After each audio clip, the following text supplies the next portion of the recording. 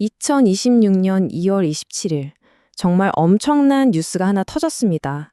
현대차가 새만금에 무려 9조 원을 투자하겠다는 선언이었죠. 여러분, 이건 단순히 공장 하나 더 짓는 그런 얘기가 아닙니다. 이건 거의 대한민국 제조업의 심장을 통째로 드러내서 수도권 밖으로 옮기는 아주 거대한 외과 수술 같은 프로젝트라고 봐야 합니다. 9조 원. 이게 어느 정도냐면요. 현대차의 한 해 영업이익 거의 절반을 그냥 이 프로젝트 하나에 다 쏟아붓는다는 뜻이에요. 어마어마하죠? 시장 반응도 즉각적이었어요. 이 발표 하나에 테슬라 주가가 휘청거렸고요. 월스트리트에서는 현대차를 더 이상 그냥 자동차 회사가 아니라 피지컬 AI 기업으로 다시 봐야 한다는 보고서가 쏟아져 나오기 시작했습니다. 자, 바로 이겁니다. 오늘 우리가 파헤쳐볼 핵심 질문이죠. 아니, 글로벌 대기업이 왜 모든 걸 걸고 저 허허벌판, 텅 빈 갯벌에 이런 엄청난 베팅을 하는 걸까요? 지금부터 그 이유를 하나씩 아주 깊숙이 들여다보겠습니다. 이 결정은요, 단순히 새로운 기회를 찾는다? 그런 차원이 아니고요. 사실은 현대차의 목을 서서히 조여오던 두 개의 보이지 않는 감옥에서 필사적으로 탈출하려는 시도에 가깝습니다. 첫 번째 감옥은 바로 공간, 수도권입니다. 대한민국 인구 절반이 모여 사는 이 콘크리트 정글에 현대차가 갇혀 있었던 거죠. 비유하자면요, 덩치는 산만한 거인이 비좁은 원룸에 갇혀서 더 이상 팔다리도 못 뻗는 그런 상황이었던 겁니다. 두 번째 감옥은요, 어쩌면 이게 더 치명적일 수 있는데 바로 R100입니다. 이게 뭐냐면 이제 유럽 같은 핵심 시장에 물건을 팔려면 만드는 과정에서 쓴 전기를 100% 재생에너지로 써야 한다는 국제적인 약속이에요. 이걸 못 지키면 사실상 수출길이 막히는 겁니다.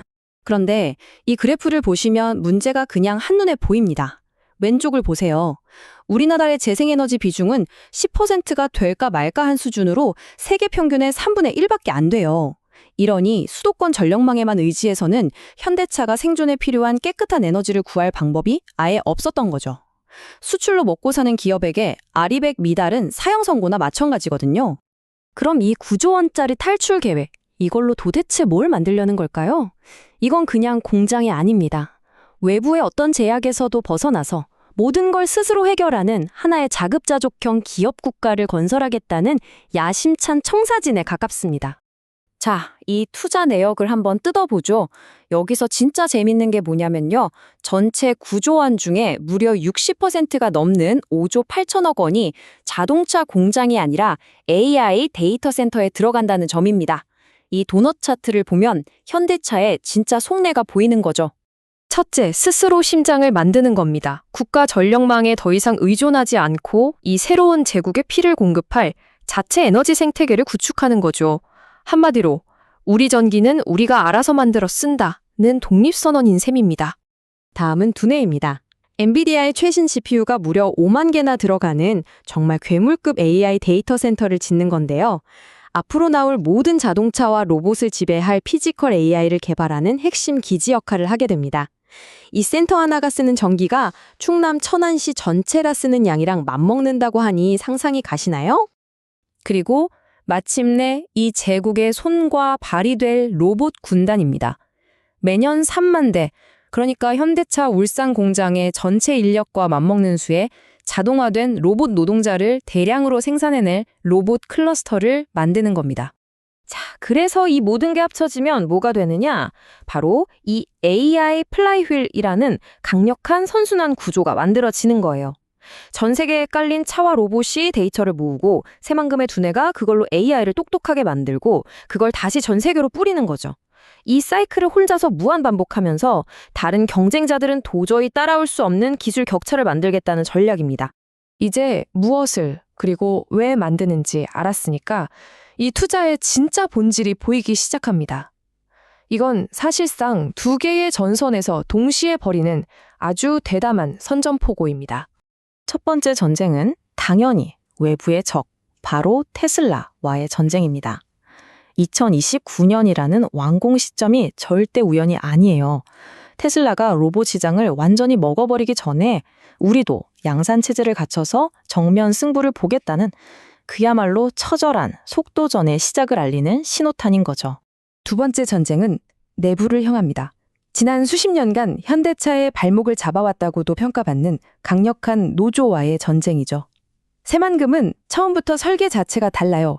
인간의 노동력이 필수가 아니라 선택이 되는 일종의 테라포밍 프로젝트로 만들어지고 있는 겁니다. 이 표를 보시면 그 차가운 현실이 그대로 드러나죠. 24시간 쉬지 않고 일하고 파업도 없고 불만도 없는 로봇.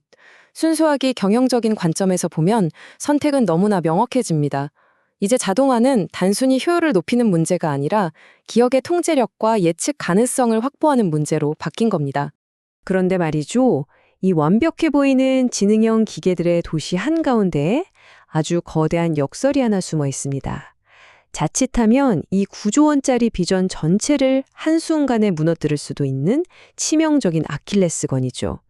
이 프로젝트로 7만 개가 넘는 일자리가 생긴다고 해요. 그런데 이 일자리들은 우리가 생각하는 그런 옛날 조립 라인 일자리가 아니에요. 이 거대한 AI 데이터 센터와 로봇 공장을 설계하고 운영하고 관리할 최상위 엘리트 인재들이 필요한 겁니다. 문제가 바로 이겁니다. 현대차가 지금 당장 필요한 그 똑똑한 AI 엔지니어, 로봇 전문가들 다 어디 있죠? 대부분 서울에 있잖아요. 근데 지금 새만금의 현실은 보시는 것처럼 솔직히 척박합니다. 좋은 병원, 좋은 학교, 즐길 만한 문화시설, 이런 게 턱없이 부족하죠. 이게 바로 과거 정부가 주도했던 혁신 도시들의 실패 사례를 떠올리게 하는 대목이에요. 삐까뻔쩍한 건물은 다 지어놨는데 정작 사람들이 가족을 데리고 내려와 살지를 않아서 주말만 되면 텅 비어버리는 유령 도시가 되었던 그 아픈 역사 말입니다.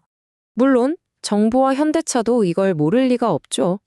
그래서 이 운명을 피하려고 말 그대로 무에서 도시를 창조하는 거대한 반격 계획을 세우고 있습니다. 최고의 교육을 받을 수 있는 국제학교를 짓고 첨단 병원을 유치하고 공항과 고속철도까지 연결하는 등 인재들을 끌어모으기 위해 할 수 있는 모든 걸 다 하겠다는 겁니다. 결국 이겁니다.